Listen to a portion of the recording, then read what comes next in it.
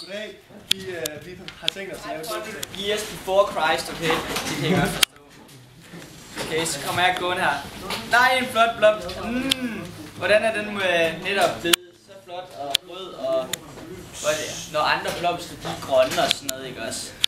Hvem har designet den og sådan noget? Det var fordi jeg lavede den sådan. Ja, det er som du tror. Jeg er Gud. Og det står som skrevet i Bibelen.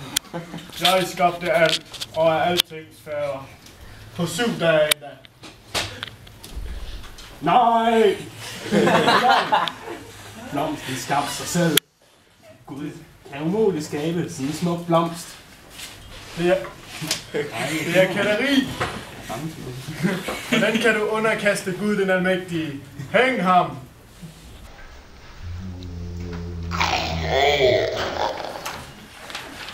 Springer i tiden. Ja, hvad skal jeg gøre med denne spedalskid? Jeg har mistet alt i mit liv. Handicappet. I min lomme har jeg gemt den urligste. Hvis du drikker denne, får du straks bedre, min kære ven.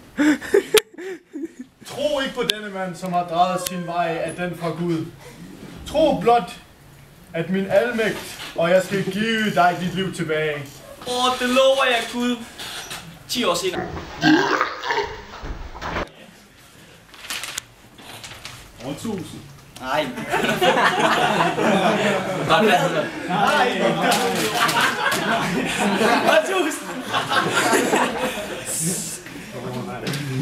Okay. Så hvorfor opfører dyrene sig, som de gør? Kan nogen svare på dette spørgsmål? Fordi jeg planlagde tidernes morgen alle dyrs handlinger. Nej, dyr er ligesom mennesker.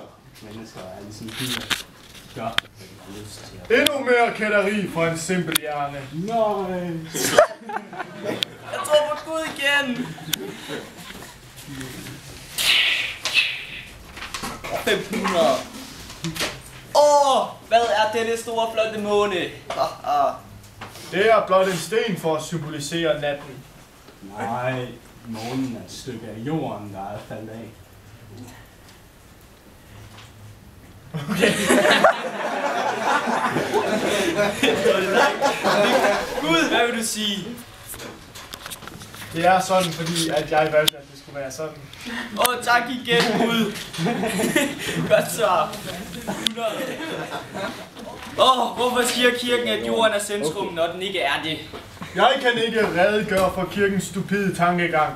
Min tro er alle, der omfavner den. Så du kan på ingen måde give mig skylden for præstens prædiken. Når Gud ikke engang kan tale for sig selv, er det da klart, at vi ikke kan stole på noget af alt, hvad Bibelen siger. Og videnskab. Guds ord er Guds ord. Så er videnskab måske ret. Videnskaben er, hvad du gør den til, Benjamin. Men din sjæl er nu besudlet med videnskabens gift. Og jeg vil sørge for, at dit liv vil brænde op i helvede, skærsilden til evig tid. Hvis videnskaben var sådan en farlig gift, Gud, hvorfor skabte den så? Efter som jeg skabte mennesket i mit billede, men jeg også det med dens frie vilje, hvad de gør af deres egen handling, og eftersom jeg har prøvet at udrydde alle mennesker på nær 2 én gang, har jeg endelig opdaget, at verden jeg troede ville være idyllisk, er intet andet end fiasko. I må leve i jeres eget lort. Jeg rejser til Saturn. Og derpå forlod Gud jorden for evigt, og kun teologer kan forklare hans ord i videnskaben. Hallo, velkommen til vores science showdown. Nu har jeg levet rigtig mange år, nu vil jeg svare, om jeg skal tro på Gud, eller jeg skal tro på videnskab. Så kan man tro på Gud, Joel? Du kan ikke tro på andet end Gud. Gud er den almægtige, og det er det eneste, mennesket burde tro på.